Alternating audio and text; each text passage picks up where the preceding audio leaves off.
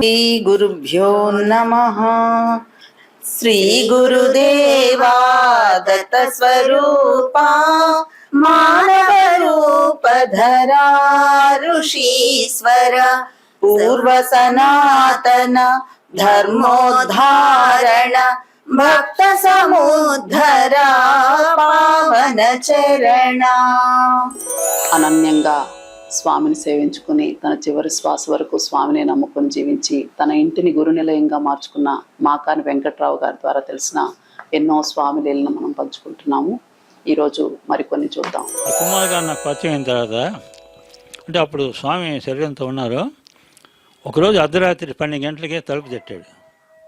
తలుపు చూస్తే ఈయన కుమార్ గారు ఏమైందంటే స్వామికి ఆయాసం వస్తుంది, ఆయన మాకాని వెంకట్రావు గారు ఇంజక్షన్ రాసిచ్చారు, ఇంజక్షన్ నేను వెళ్ళి తీసుకొని ఇప్పుడు మళ్ళీ గొడగమడికి వెళ్తున్నాను, మీరు కూడా నాతో తోడండి అన్నారు. అర్ధరాత్రి అయినా కూడా స్వామి అంటే నాకు బాగా ఇది అనమాట. అందువల్ల అప్పుడు 82 ఆ ప్రాంతంలో అంటే రాళ్ళు రప్పలు ముళ్ళు చీకటి గందరగోళం ఉంటుంది రోడ్డు. ఆయన సైకిల్ నేను సైకిల్ మాట్లాడుకుంటూ స్వామి గురించి అట్లా గొడగమడికి వెళ్ళిపోయాం. అర్ధరాత్రి 12 గంటలు వాళ్ళు. తర్వాత నాకు మనసులో ఒక రకమైన ఇది ఏర్పడింది, ఏంట్రా వీళ్ళు స్వామి అందరికీ ఆయన జబ్బులు నయం చేస్తుంటే ఆయనకి అసలు వ్యాధి రావటం ఏమిటి, వీళ్ళు ఇంజక్షన్ ఇవ్వటం ఏమిటి నాకు అర్థం కాలేదు. ఆ తర్వాత మేము వెళ్ళేసరికి స్వామి హాయిగా గురిపోతున్నాడు, వీళ్ళు ఇంజక్షన్ వేయాల్సిన అవసరం రాలేదు. అదే కారణము. స్వామివారి మహిమ గురించి మాకాని వెంకట్రావు గారు ఓ సందర్భంలో ఇలా చెప్పారు. మా అమ్మ సరోజనమ్మకు 2 కళ్ళు కనపడకపోతే మా తమ్ముడు హైదరాబాదులో కంటి హాస్పిటల్లో చూపించారు. డాక్టర్లు ఆపరేషన్ చేయాలని చెప్పారు. మా అమ్మ ఎప్పుడు హాస్పిటల్కి వెళ్ళినామె కాదు. దాని వలన ఆమె ఆపరేషన్ టేబుల్ మీద పడుకొని స్వామిని తలుచుకుంటూ భయపడుతోంది. ఆమెకు సాక్షాత్తు స్వామివారే అక్కడ నిలబడి ఆమె చేయి పట్టుకొని ఆపరేషన్ పూర్తయ్యేదాకా కూడా ఉన్నారట. ఆపరేషన్ పూర్తవగానే అమ్మకు కొత్త కళ్ళు వచ్చాయి అని అనడం కూడా ఆమె స్పష్టంగా విన్నారట. అప్పటికి స్వామి సమాధి చెంది 7 సంవత్సరాలైంది. ఆమె ఎంత ధన్యురాలో. మనం 2009లో వెంకట్రావు గారిని కలిసినప్పుడు తాతయ్య అన్ని పుస్తకంలో ఉన్నాయి, స్వామి గురించి అన్ని రాసేసామన్నారు, పుస్తకంలో రాయని ఏమన్నా ఉంటే మాకు ఏదన్నా చెప్పండి అన్నప్పుడు స్వామివారు ఎవరింటికన్నా వెళ్ళినప్పుడు ఆ కొత్త ఇళ్లలో చేరేటప్పుడు ఆ శంకుస్థాపన సమయంలో ఏం చేసేవారు అనేది కానీ, ఆ తర్వాత ఒకసారి ఒక అతనికి రాజుపాళెంలో కల్లో స్వామివారి రేఖ వెంకట్రామయ్య దగ్గర ఉంది, అది సమాధి మందిరంలో పెట్టించమని స్వామివారు చెప్పారని, ఆయన ఎత్తుక్కుంటూ వెంకట్రామయ్య అంటే ఎవరో తెలియక గొలగమూడికి వచ్చి అక్కడ అందరిని విచారిస్తుంటే ఆ సమయానికే వెంకట్రావు గారు ఆటోలోంచి దిగితే ఆయన్నే స్వామివారు వెంకట్రామయ్య అంటారు అని చెప్పి ఆయన చూపించడంతో ఆయన ఒక గ్లాస్ బాక్స్ తయారు చేయించి ఆ రేఖను అందులో పెట్టి సమాధి మందిరంలో ఇచ్చానని కూడా మనతో 2009 ఒకసారి మన పరిశోధనా బృందం వెళ్ళినప్పుడు ఆ విషయం మనతో పంచుకున్నారు. 2009లో ఒకసారి మేము వెంకట్రావు తాతగారి దగ్గరికి వెళ్ళాం. అప్పట్లో రికార్డింగు పరికరాలు అప్పటికి ఏర్పాటు చేసుకోలేదు. తాత ఏదైనా ఒక విషయం చెప్పండి, స్వామి విషయం ఏదైనా చెప్పండి అని చెప్పినప్పుడు స్వామి భూమి పూజ ఎట్లా చేసేవారు అని అక్కడ పక్కన ఒక ఆయన స్వామి రేపు భూమి పూజ ఏం తెచ్చుకోవాలని అడుగుతున్నారు. అప్పుడు నేను తాతయ్యతో భూమి పూజ ఎలా చేయాలి, స్వాముండంగా ఎలా చేసేవారు తాతయ్య అని అడిగాను. అప్పుడు మాకాని వెంకట్రావు గారు స్వామి ఉండంగా 3 అడుగుల లోతు 3 అడుగుల వెడల్పు ఉన్న గుంత తీసి దాంట్లో భూమి పూజలో శంకువు అట్లాంటివి ఏం వాడకుండా, అంటే పేదవాడు కూడా చేసుకునేటట్టుగా కుండలో అంబలి, గంధము, చెక్క, పన్నీరు, కర్పూరము ఇవన్నీ వాడేవారు. చుట్టూ ఉండేవాళ్ళని నామస్మరణ చేయమనేవారు. నామస్మరణ అయిన తర్వాత గుంటలో అంబలి కుండను ఒక కర్రతో అలా తోసేసేవారు.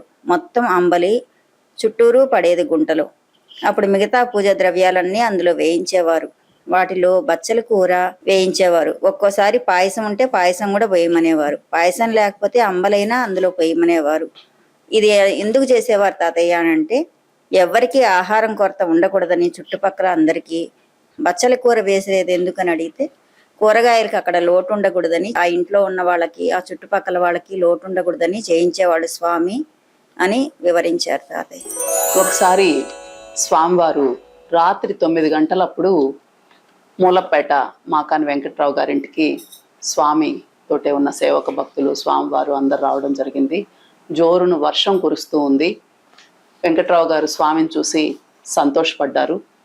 ఆ తర్వాత ఒక్క క్షణము ఆయనకి ఎందుకో ఈ వర్షము ఎట్లా చేయాలా, ఇప్పుడు వసతులన్నీ ఎట్లా అనేది ఒక చిన్న భావన లోపల మనసులో కదలంగానే స్వామి ఒక క్షణం ఆగి, అయ్యా ఇంక బయలుదేరదామా అని అనడం జరిగింది. స్వామి ఎప్పుడైతే అట్లా అన్నారో వెంటనే ఈయన గుర్తుపట్టి, నా మనసులో ఒక చిన్న భావన అనిపించగానే స్వామి ఈ విధంగా స్పందించారు అని వెంటనే కాళ్ళు పట్టుకొని, క్షమించండి స్వామి, ఇప్పుడు వచ్చారు, ఇప్పుడు ఎక్కడికి వెళ్ళటము, వర్షం వస్తుంది, ఇప్పుడు ఎక్కడికి వెళ్ళొద్దు, ఇక్కడే ఉండండి అని స్వామిని వేడుకుంటే, స్వామి క్షమించయ్యా, నువ్వు రాత్రి అంతా నాకు కాపలా ఉంటావా అని ఆయన చేత చెప్పి, అందరికీ భోజనాలు అయ్యి అందరు పడుకుంటాము అనుకున్న సమయం రాత్రి 11 గంటలు అయినప్పుడు స్వామివారు, అయ్యా నీళ్ల ఛాయకు పోవాలయ్యా అని స్వామివారు చెప్పడంతో అప్పుడు స్వామికి స్నానానికి నీళ్లు కాచి అవన్నీ చూసేపటికి అర్ధరాత్రి అయిపోయింది. మళ్ళా ఆ తర్వాత ఇంక పడుకుందాం అనుకునే సమయానికి మళ్ళీ కూడా స్వామివారు అట్లే చెప్పడంతో తెల్లవారిపోయింది. ఆ విధంగా స్వామితో రాత్రంతా ఉన్నా కూడా నాకు చాలా సంతోషంగా ఉంది. కానీ నాలో ఆ విధమైన ఒక చిన్న భావన అట్ట కదలటమే తప్పు, ఆ విధంగా క్షమించమని స్వామిని వేడుకుంటే ఆ విధంగా కరుణించారు అని కూడా ఈయన చెప్పారు. వెంకట్రావు గారు స్వామికి ఎంతో దగ్గరగా ఉన్న భక్తుడు. ఆ సంఘటన